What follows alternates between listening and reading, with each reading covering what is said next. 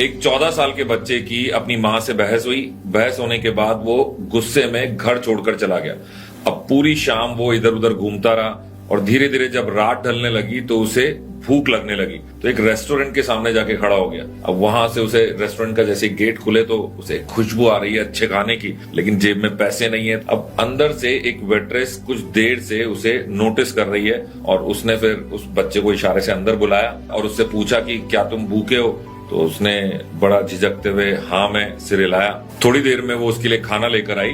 वो लड़का खाना खाने लगा और जब खाना खत्म होने लगा तो उसे अपने घर की याद आई, अपनी माँ की याद आई। थोड़ी देर में वही वेट्रेस वापस आके उसे पूछती है कि तुम थोड़ा परेशान लग रहे हो। तो लड़का झिझकते हुए शेयर करता है कि आज मेरी माँ से झगड़ा हो गया था और मैं गुस्से में घर छोड़कर आ गया, बहुत तेज भूख लग रही थी, I am so thankful to you. और ये कहता कहता वो लड़का रोने लगा। इस पर वेट्रेस ने उसे बड़े प्यार से समझाया कि मैंने तुम्हें सिर्फ एक टाइम की मील दी और उस मील के लिए तुम इतना थैंकफुल, इतना ग्रेटफुल हो, तो जो माँ तुम्हें तकरीबन 10, 12, 14 साल से, जो भी तुम्हारी उम्र है, इतने सालों से तुम्हारे लिए खाना बना रही है, तुम्हारा ध्यान रख रही है, अगर उससे तुम्हारा कोई आर्ग्यूमेंट हो भी गया है तो अपनी माँ के साथ तुम्हें बैठकर उस प्रॉब्लम का सॉल्यूशन निकालना चाहिए था। वेट्रेस की ये बात सुनकर बच्चा और इमोशनल हो गया और सोचने पर मजबूर हो गया और सीधा घर की तरफ दौड़ पड़ा।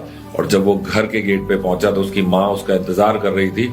जाते ही अपने माँ के गले लगा तो माँ ने पहली लाइन बोली कि पूरी शाम तुम पता नहीं कहाँ घूमते रहे, तुम्हें भूख लग रही होगी, आ जाओ खाना तैयार है। ये छोटी सी स्टोरी मैंने एक न्यूज़पेपर में पढ़ी और उसे पढ़ने के बाद मुझे एहसास हुआ कि हम सभी लोग अपने किसी खास फैमिली मेंबर से कभी कभी नाराज हो जाते हैं और आर्गुमेंट्स इतने बढ़ जाते हैं कि लगता है कि अब बात करना बंद कर देना चाहिए, जबकि ये वो समय होता है जब हमें सोचना चाहिए तसल्ली से कि उस फैमिली मेंबर ने हमारे लिए, हमारी लाइफ में कितना कंट्रीब्यूशन किया है और उस कंट्रीब्यूशन के लिए उस एक आध झगड़े को अगर हम सॉरी बोल के खत्म कर दें तो उससे बेहतर कोई चीज नहीं हो सकती है।